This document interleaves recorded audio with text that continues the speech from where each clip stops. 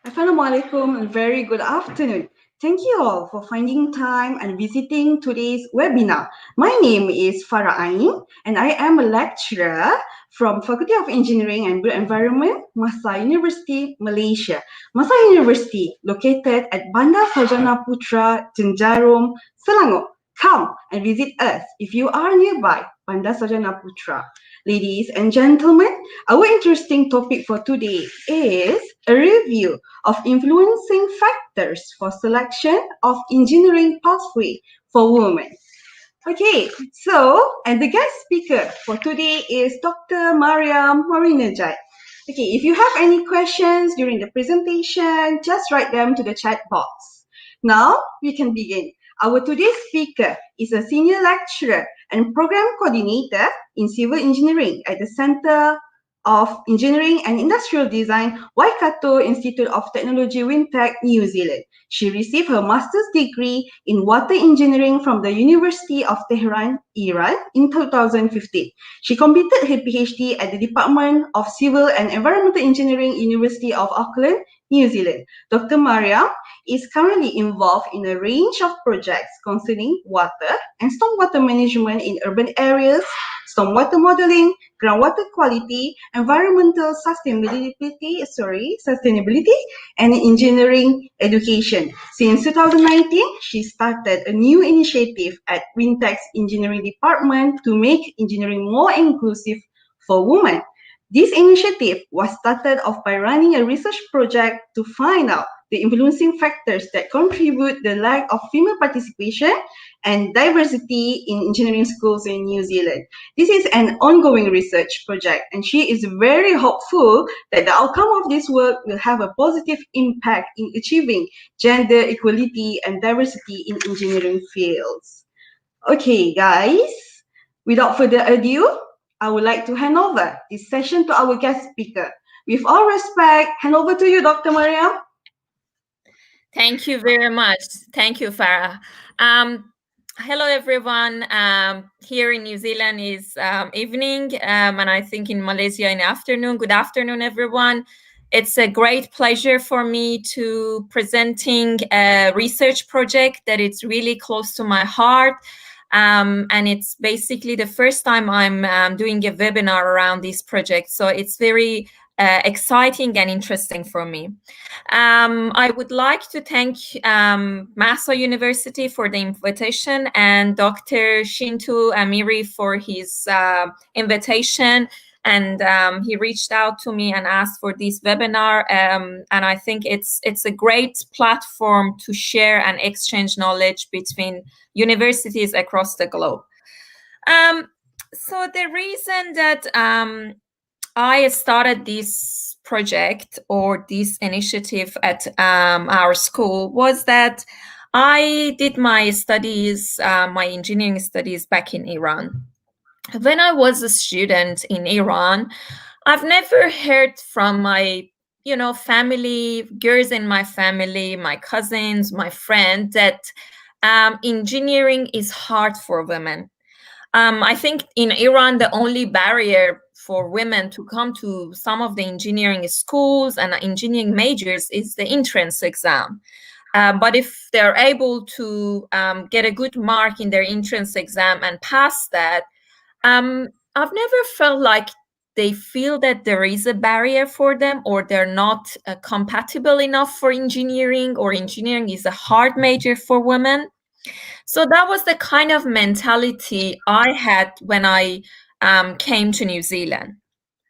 I did my PhD in New Zealand, and then I got a job at a university which is called Windtech, or Waikato Institute of Technology. And our school is a polytechnic university, and we have, so the difference between us and normal universities in New Zealand is that we offer courses and qualifications that are very applied and very practical. And our students are ranging from students that are graduating high school and coming to university to people who are actually involved in industry, adult learners who come to our university to upskill and have a qualification and kind of progress in their career. So that's the kind of university that I'm working. So when I came to New Zealand and I started teaching, what was very surprising for me was the number of girls that I was seeing in my classes. It was none in some classes, and in some classes it was about maybe 10% of the class population. And I started to become curious about what is happening. Why in a country like New Zealand, when the law is making women and men equal in everything, why I don't see a lot of women doing engineering? What is stopping them? And I remember once I asked one of my female students in a class, and she told me, girls think that engineering is for brainy people, and they're not. Some girls, it's for brainy people and they're not brainy enough. It was kind of very, very surprising for me to see that in a country like New Zealand. If you go to parks during weekends in New Zealand, you'll see that girls playing a sport with boys. Always they hang out together. They go to kind of the co-educational schools when the boys and girls are, taking the same kind of classes, same education. But what is happening that at some stage in their life, they think that they can do some of the qualification, or it's something that not for girl and it's for boys. So that was the point that my curiosity about this topic started. And then I went to a conference. The conference was hosted in New Zealand, the annual Engineering Education Conference, which is the Australasian one. 2018 was in our university. And I remember Dr. Donna Riley from Purdue University, she was giving a keynote speech, and she started talking about the stats about female participation in engineering in the US. And she was mentioning that this is around 10 to 15%. And it was a huge shock for me that seeing that, okay, the reality that I'm seeing in New Zealand, it's also exists in the US. And then I started to do some research and find out, okay, yes, same thing in Canada, same thing in Australia. So that's the point that I started to kind of form this initiative in our school. And I was lucky enough to have a female colleague of mine who is very passionate about this topic joined the initiative. And then we found another woman from a different university. So we started collaborating on this research project, and to find out what happens to a girl's life in a girl's life, or what are the factors that affecting her decision making coming to engineering. What is special about New Zealand? What is special about country's culture, society, the perception? What are these things that kind of stop girls coming to engineering? And maybe this is something just specifically to New Zealand, or maybe we can find kind of the same kind of reasons in other parts of the world. So that's how my journey and my story started. So in this presentation today, I'm going to talk about, that's kind of the introduction I had into the topic. I'm going to talk about the influencing factor based on the kind of the literature. And then I will talk about the case study or the work that we are doing in New Zealand. I'll do a brief kind of overview about a case study that I read about in Malaysia, and then kind of wrap up and summarize my talk. So as I said, females are underrepresented in engineering cohorts in New Zealand. And That's kind of when girls do not come to tertiary education. Basically, then we don't have enough female engineers or female that work in academic engineering education, and it's kind of it's a barrier for diversity and equality. And when women do not participate in some areas of science, science, technology, engineering, and mathematics, it's the whole society will be disadvantaged. And why is that? Because when we have different people with different background, with different gender, with different ethnicity, with different colors, or we have a diverse group, they bring different ideas, different opinions to an engineering team.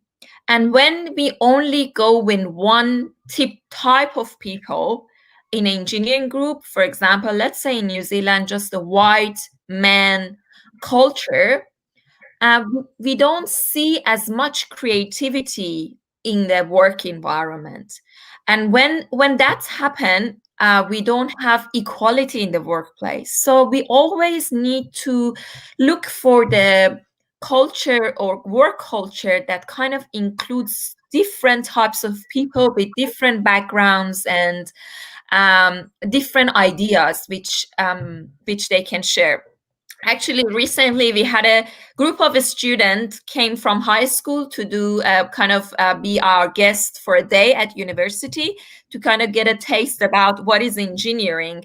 And one of my colleagues said, when we put girls only together, girls are girls and they do very step-by-step procedure, and their design was very nice, and the boys had a different characteristics. They kind of didn't go step by step, but they created something really cool. But when we put girls and boys together, the result was fantastic. It was nothing comparable with what a single girl group or single boy group created. So that is really important, to have different people with different background in engineering, which is unfortunately that's not the case in many countries. So now if we go to what are the influencing factor or what are the barriers for female participation in STEM, which is the science, technology, engineering, and mathematics, and also specifically to engineering. Basically the literature says that there is a strong parental influence, teacher influence, self-efficacy, perception, and attitude, or what women think about themselves, the gender stereotypes, the influence from peer or friends, and also media influence. Obviously, there are some other influences involved, but these are the main categories that affect a girl's journey into engineering or stop her from coming to engineering. One of the main influencers are parents, as we all know, and parents will influence their children's understanding about maths and science even before they themselves realize it. In a very casual, unstructured conversation they have with their young boys or young girls before going to schools, and just giving them explanation about numbers, about different scientific phenomenon that they see in daily life. It will start, and then it basically goes through the whole, the adolescent's life and later on in their life. So it starts from home, it starts from parents. And there is a strong research that shows that parents sometimes unconsciously, without they even notice it, they will expose their boys more to mathematical and scientific concepts than their girls. And then as a result of that, when girls going to enter school, they are in a different level of understanding about maths and science. Also, research shows that parental guidance in scientific conversation is a very important source of knowledge about science for young children. So it's really important that how parents basically, if you have two kids, one boy and one girl, if you think about the sort of conversation you have with them, if you think about the kind of, activities you expose them to, these are all affecting how they see themselves and how they basically start creating their interests in the topics that you kind of expose them to. And that's a reality that the research shows that parents are more expose their boys to scientific or mathematical concepts than girls. And this is not just a stop when the kids go to school. Obviously that will go throughout their journey up to the age of 18 when they enter university. So I will talk about those another stage of life later on, but this is kind of starts from home and it starts from very early age. Then our kids go to school. They have the teachers who are another big influence of their creating their worldview, creating their understanding about different concepts. So also research shows that teachers of young children can very unconsciously, again, can communicate their own beliefs and attitudes about science and maths to their students. What does this mean? It means that if a child go to school and have a teacher who doesn't like maths or doesn't like science, or unconsciously have anxiety about maths, that kind of communicate easily to the students, especially to the girls in the class. And research shows that the anxiety in maths in teachers correlated with the lower score in maths for female students, and also made the female student think that they are not good at maths, but the boys are better than in maths. So this is um, and this is another source of influence, the teachers. What is the beliefs and what is the knowledge they have around maths and physics and science in general. Research shows that girls, they kind of model the attitude of their same-sex gender. So for example, if they have a female teacher, her behavior affects how a girl will see herself, or how a girl can create her word about what she likes or what she dislikes. So it's very important that we kind of have teachers who are interested in these areas.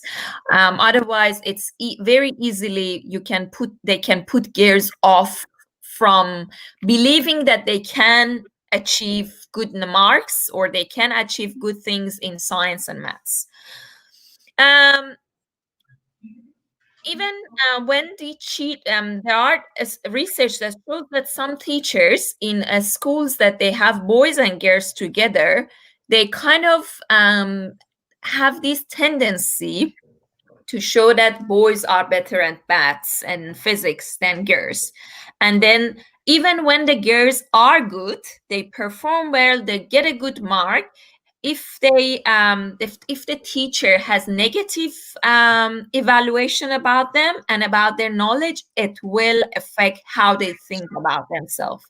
This is not the case for boys, but research shows that girls, even if they are good, if they get good marks, they can put off from maths and science due to the effects of their teachers. Another very important factor is the self-efficacy, perception, and attitude, or how we think about our own ability. Parents, how do we feel about our children's ability directly affects how they perform.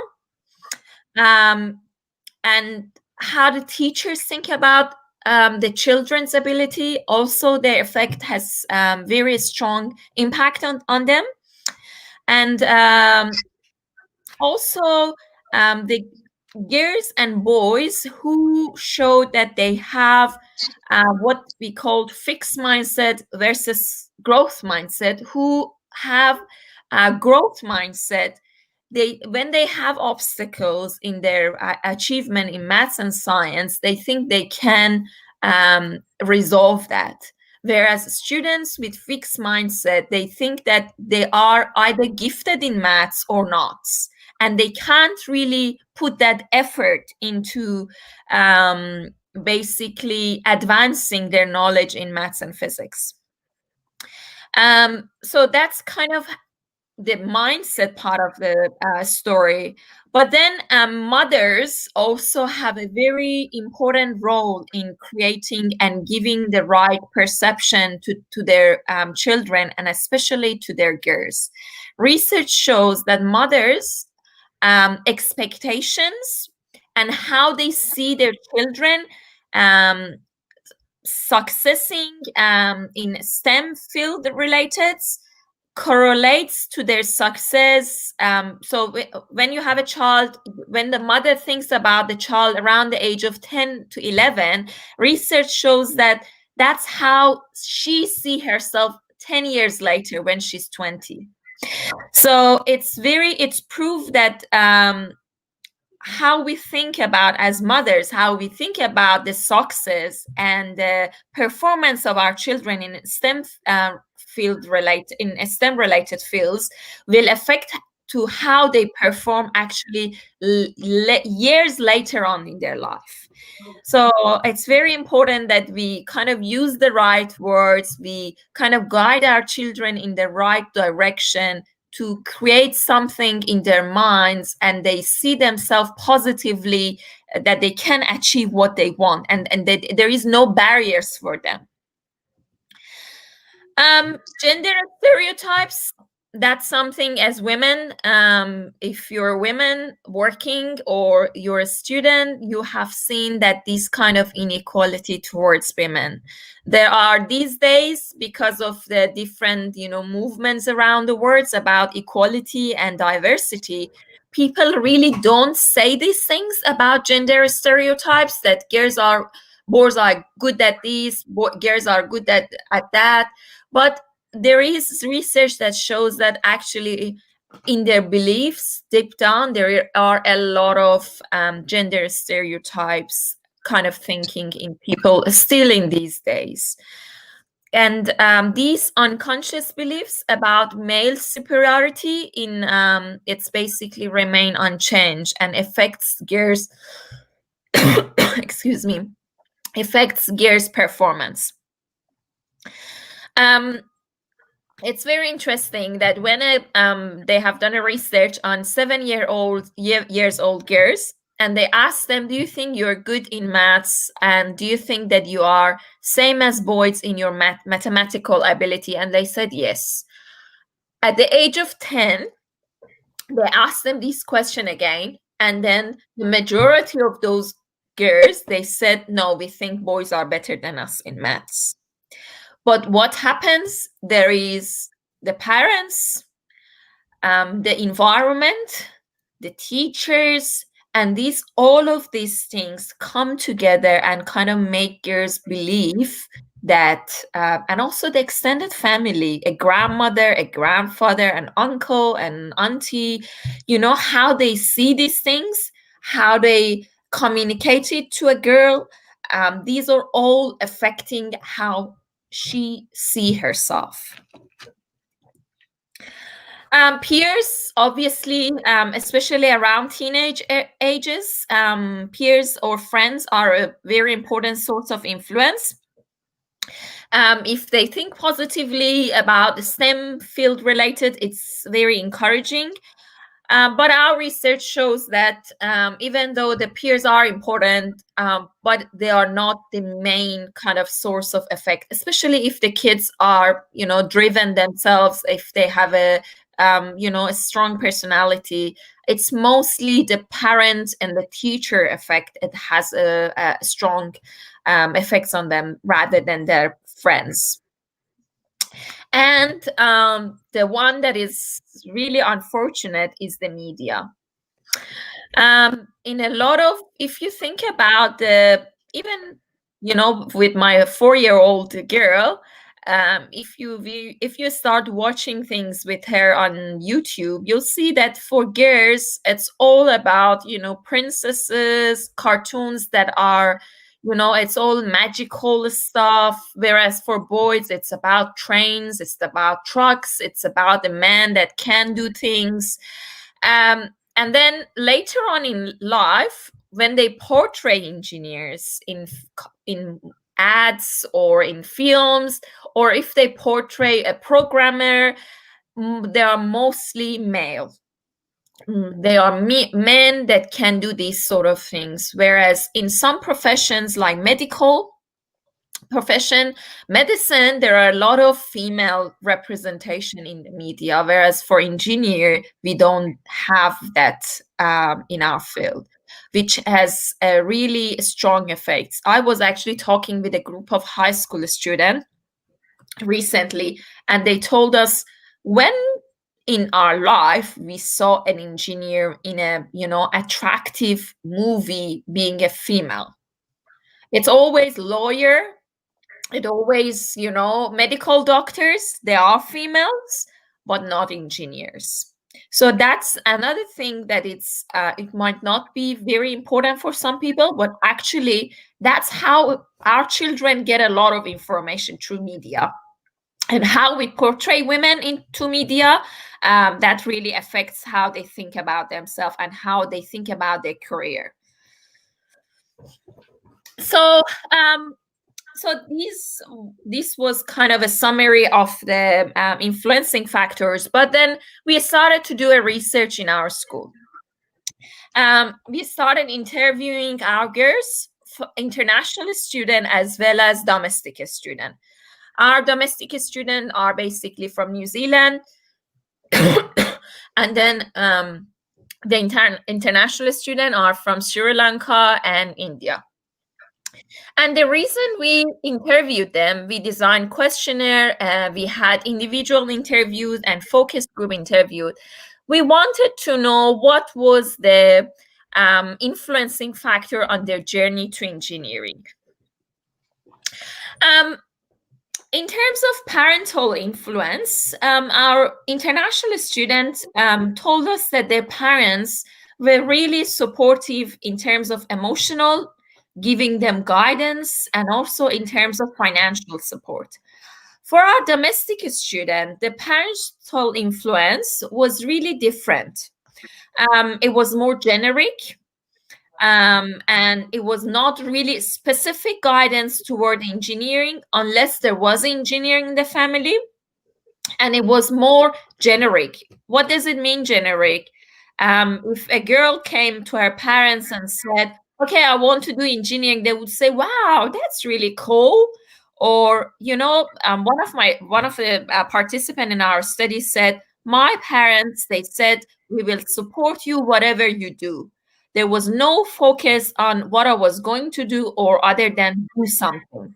So it's really like in New Zealand culture, parents, opposite to Middle Eastern culture, parents, they are kind of supportive, but not too specific into how to guide children, unless obviously there are some parents which they give direct guidance, but culturally, generally, it's more like parents will provide general knowledge or general support, but it's not very specific. Teacher and school influence. So the main barrier in New Zealand is the school system. Unfortunately, in our international student, basically their journey to engineering was kind of facilitated by the school system. While with our domestic student, they didn't really had first of all, they didn't have information about engineering. So what was engineering? The career advisor at the school, they don't really talk to them a lot about what is involved in engineering, because they themselves, they don't have information. A lot of teachers, they don't know about what involved in engineering. They might know, civil engineer will build bridges or tunnels, but it's not about the range of engineering. It's not about different majors of engineering. It's not about how it affects community, because how it influences people's life. Because many, like all participants, they mentioned that it was really important for us. We knew that medical doctors, they help people, they save lives, but we never thought that an engineer can save life. We didn't think that engineers are helping community. So these are the problems that exist in the culture of many countries, that its engineers are unseen. How much work they do actually is to provide, to create clean environments, or create helping community, or help saving people's life, is not seen as part of an engineer job. And at New Zealand schools, career counselors or career advisors, they don't really talk about engineering and the spectrum or a range of engineering majors that it can be available to a student. And then another problem is that there is no link between what you choose in terms of your subject and what you can do in future for your studies. What I mean is that in educational system, in NCEA educational system in New Zealand, a student can drop mathematics at year of 10. And then if they get to year 13, which is the last year of high school, and if they find out that, okay, they like engineering, they basically block themselves from engineering because they didn't do maths and science at the right time in their life. So that's a very, very big issue that exists in New Zealand, because, at year 10, if a student is quite motivated, proactive, if she knows what she wants to do, then she will kind of start taking, right courses like physics, maths, chemistry. But if she doesn't know, and if she doesn't have that guidance from teachers or from her parents, then she will say, okay, maths is hard, so I won't take maths in year 11, 12, and 13. And then at the year 13, when she realizes that, okay, now engineering is actually something that I'm interested, or maybe later on in her life, we had a lot of students who go and do something else. For example, they go and do 1 year of health science and then come back to us and they want to study engineering, because they find out that it's not, health science is not for them, or medicine is not something that they are interested, but actually engineering is. And they have to do, they have to kind of go backwards and do a lot of courses to be qualified to enter to university and kind of consider engineering option for themselves.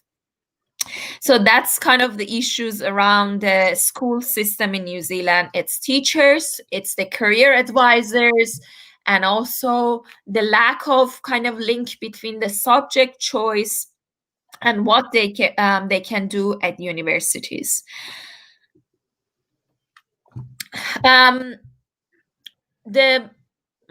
Before I move on to the next one, I'll just say that the promotion of the profession is really important.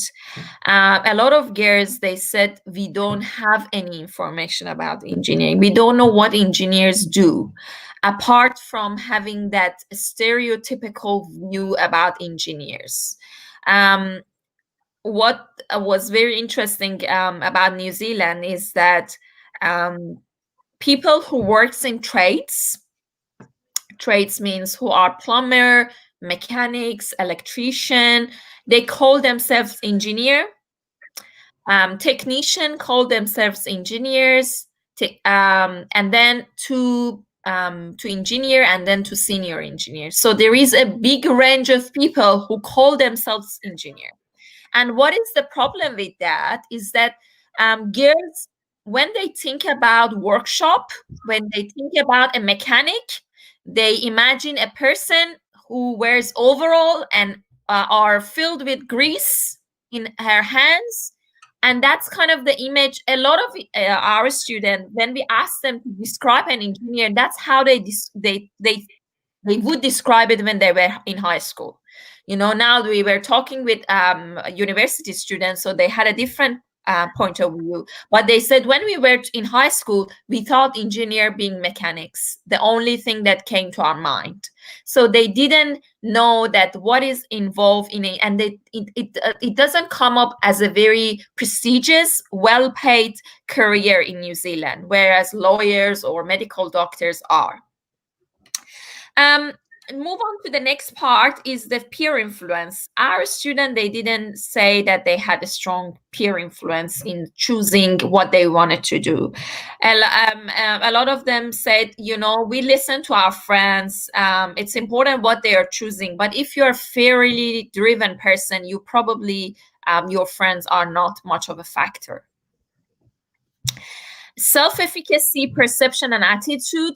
We gave our student a questionnaire which they kind of determine if they are growth mindset or fixed mindset, and all our participants, they were having growth mindset. They described themselves as being ambitious and hardworking. And it's kind of very linked to how they see themselves. They think about engineers being problem solvers and logical person, and also looking at their parents and how they wanted to be hardworking and kind of financially stable, having a good jobs to be like their parents. So the engineering student that we had in our school, they didn't have any wrong perception about themselves, which exists in high school student that we recently interviewed. A lot of high school students, they described that they had lack of confidence, or they didn't see themselves to suit engineering because they think that maths, the problems with maths and other things. So as I said, another big issue, in addition to the school system in New Zealand, is the society's perception of engineers. In our international student, engineering was a prestigious qualification, well paid and highly sought after career, whereas in New Zealand society, perception of engineer and engineering profession is really mixed with trades. That's a quote from one of our students. People who work in workshops call themselves engineer. They have lots of grease and lots of girls can put off by this image of an engineer. Another student said, engineers are unseen. It's not until someone says, look at that building, engineering designed the foundation. They tested the soil. They did all the structures. And then people start understanding the breadth and the scope of engineering. And as I mentioned, it was very important for our student to know that what they are doing, because for girls, what they do is really attached to their feeling and emotions, the career that they're doing. And they said that as soon as we understood that engineers, what they do is actually affecting people's life, they're improving the community, they're improving environment, it's kind of made us more passionate about our profession. And also the lack of the promotion of the profession. It's a big research that in many countries, including New Zealand, people do not know. I know, like, some people, they know what is electrical engineer do, just maybe know one aspect of an electrical engineer, or maybe one aspect of a civil engineering job or a mechanical engineer. But the variety of things that they can do in their job and how interesting it can be, it's not promoted really well. So that's kind of the case study we did in New Zealand. And it was interesting for me to bring some data. It's not my work. It's a study called Women Motivation to Pursue Engineering Education. It's a case study of Malaysia. the researcher, Dr. Zahra Atiq, she's from Purdue University in the States. And what was interesting, it says that the participation of women in engineering in undergraduate program and engineering workforce in Malaysia stands in contrast to the systematically low proportion of female engineering in the United States. The research shows that overall 45% of engineering workforce in Malaysia are women. There are 46% in public and 51% they do private engineering work, manufacturing and construction. So unlike New Zealand or Canada, Australia or America, Malaysia is doing very well in terms of gender diversity in engineering, and maybe we can talk about this more in the question part to see from your perspective, from your point of view, why women in Malaysia they are interested in engineering, they pursue engineering jobs, engineering careers, and also being academics. In the research that Dr. Atiq done, she basically interviewed 38 female engineers from faculty members and employed practicing engineering from Malaysian top engineering schools. And what she found was academic engineers speak about their desire to teach and also about the appropriateness of their career for women, especially for married women. On the other hand, professional engineers or women who are working as engineers in industry, they spoke about choosing industry to basically fulfill their desire to demonstrating engineering capability, as well as being paid with a good, have that financial benefits of working in a good, highly paid industry. So that was very actually interesting for me to find out Malaysia and some other countries, they have good participation, especially around Middle East. The women are more motivated and more participating in STEM fields than this side of the world that we are in.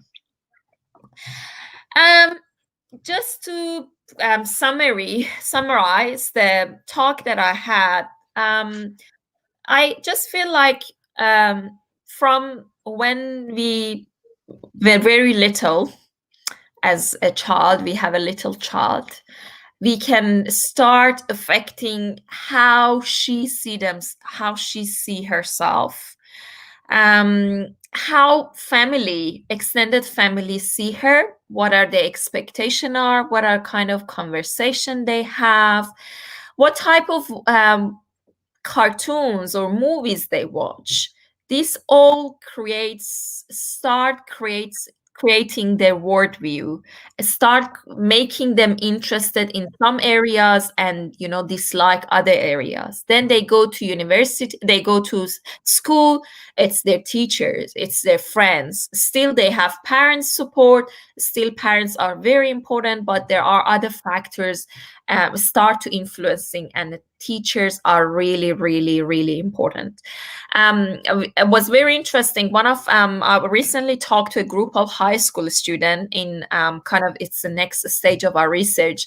And when we talked about mathematics, they were saying, okay, if we don't see the relevance of a mathematic topic into a real world problem, we kind of don't want to study it.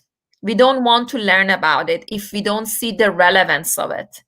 These days, young students, they really want to see the relevance of what they study. Back in my days, we just, went through the fundamental stuff without knowing why we are using them, why we are learning these things. But these days, young students, teenagers, they want to know the applicability. They want to know why they are learning what they are learning. It's really important to put things into the context. If you're using a mathematical equation to solve a problem, they want to see the relevance to something real. They want to see the application. So the teachers, or the teachers that teach science, maths, chemistry, physics, have really important role. um, Mothers, how they see themselves as a mother, and also how they see their child or their children. It's really important. If they think that there are things that are not suited for women, it's not this kind of communicate that to their children, and that's how they start forming their opinions. um, Society is very important, which we can see in New Zealand, how they see engineers, which is really mixed view with trades, kind of put girls off. And also how we promote engineering. Um, how we basically show engineers in different kind of aspects of their job. It's really, really important. And there was a big difference between how our student came to engineering, our international student, but how our domestic student. Most of our domestic student, they didn't come to do engineering directly. They went and did something else, and they kind of find their journey to engineering indirectly. That's kind of unfortunate, because it means that they have to do a long journey. If they don't get information at the right time in their life, which is in high school, they might not find out about engineering, and then they go and do something else, try something, and they see, okay, this is not good for me, and then they kind of come back to us to do engineering.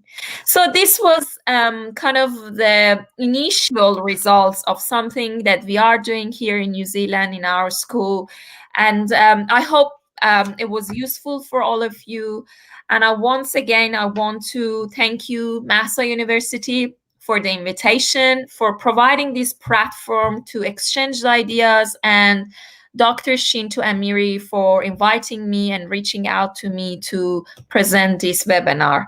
I provided my email and then address to my Instagram page, but on Instagram, I'm trying to promote engineering through talking to people, through hearing their stories. And I'm hoping that this kind of way of promoting engineering, people can hear about different aspects of engineering jobs, and what entails into engineering, and kind of inspire more girls and boys to make right decision. If engineering is not for them, that's fine.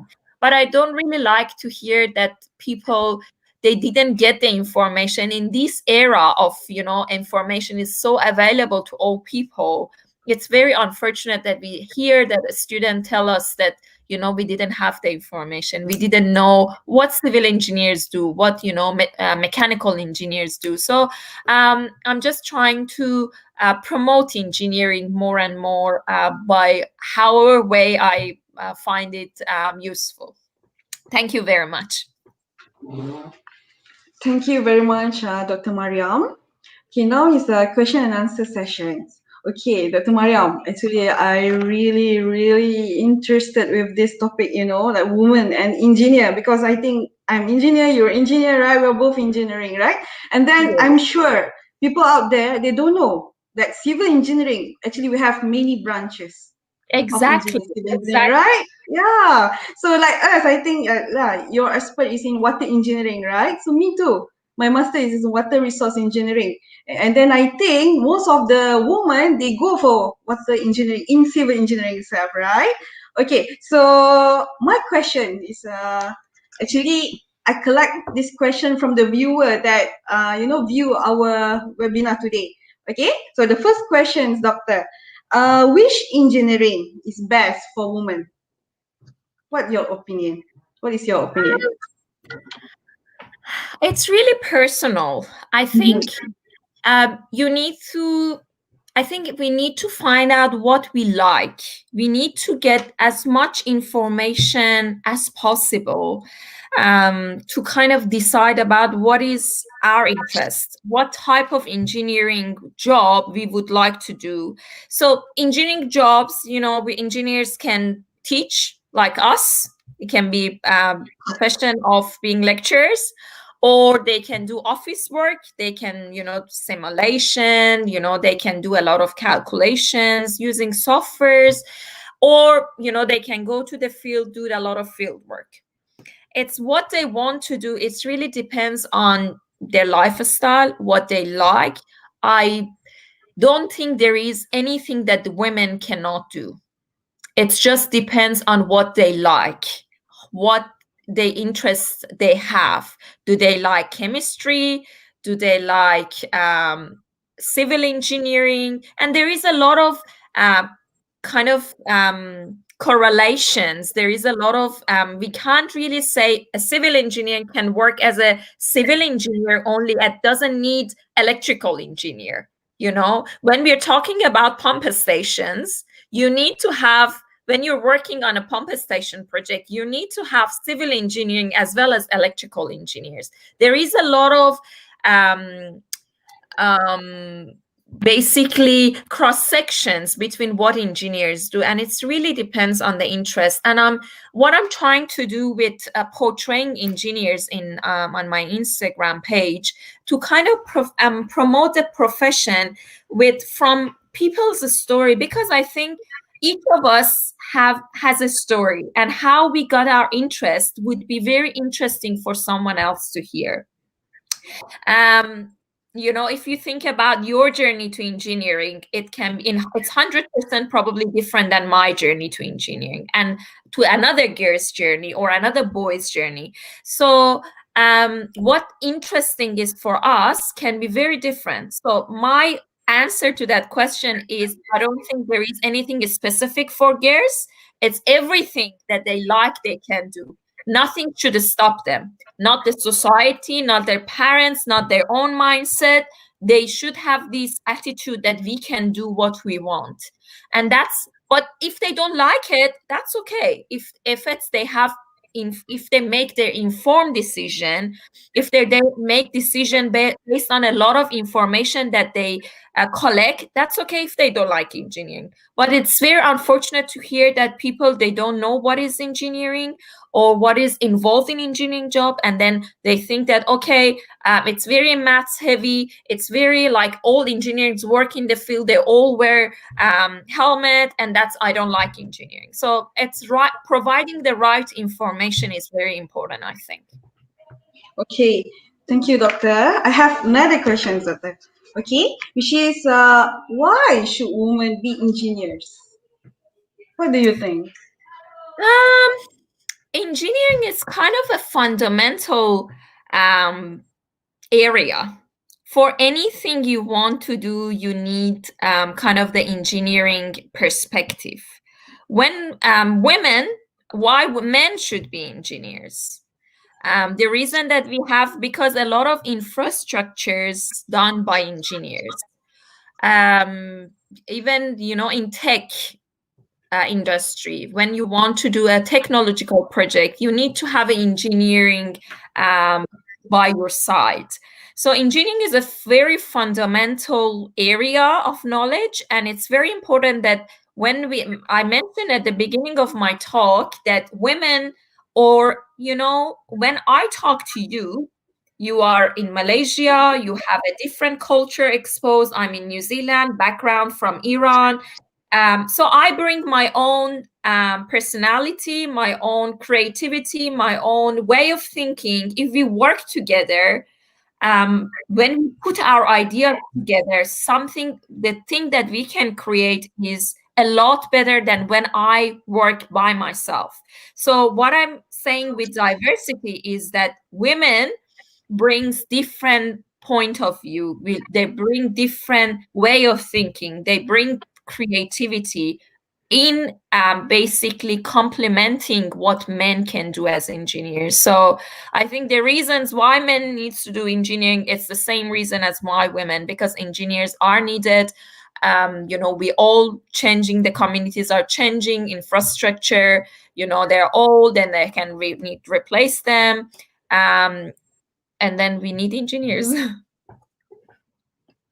Okay, doctor. And regarding, I think the questions that you asking, right, during the presentation, why in Malaysia, you see the statistic there's like 41%, right? Like Yeah, it's about average 45% are 45%, yes.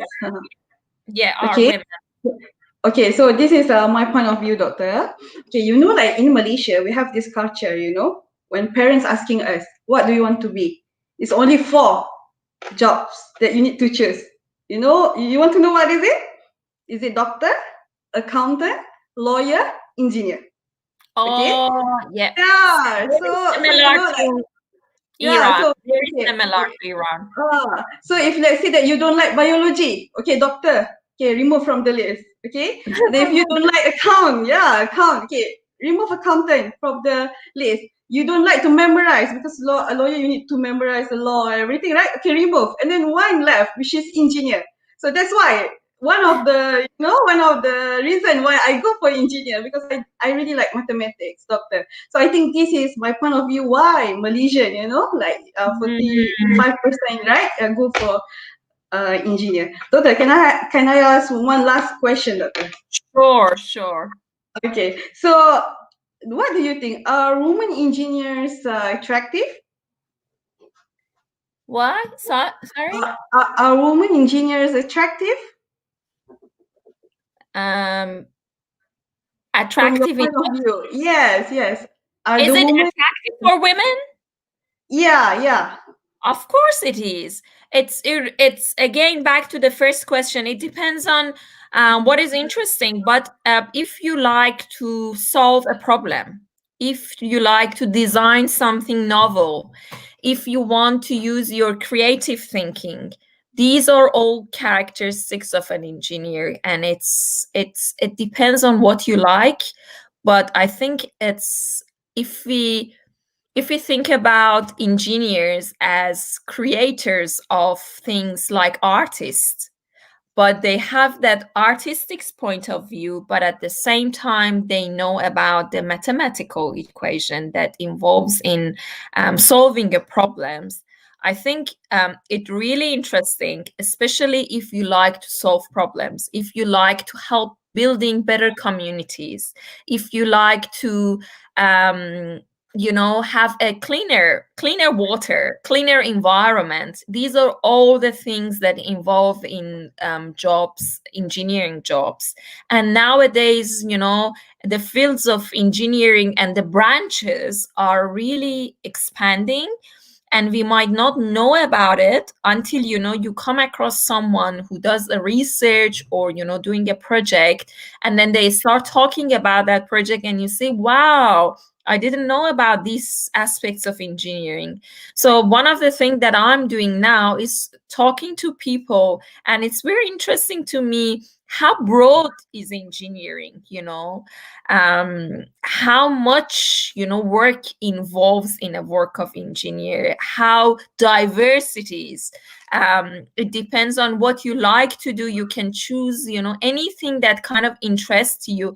And we need just to know that it's not all really heavy mathematical things that you do in engineer. You need to have a knowledge of mathematics, but kind of it's really linked together like mathematics and engineering, and that's kind of put some gears off from engineering. Whereas it's a problem. If you think about a problem, you can have this problem in any kind of major or any kind of field that you do, and then you are trying to find a creative solution that problem. So you need to think about, and then the way that we teach engineering is very important. The way that we teach maths, the way that we teach physics at school, it's really important. Because if we start to create relevance of the topic that we teach to the application that they have in the world, and a student to see that link, the nice link that this phenomenon has on these on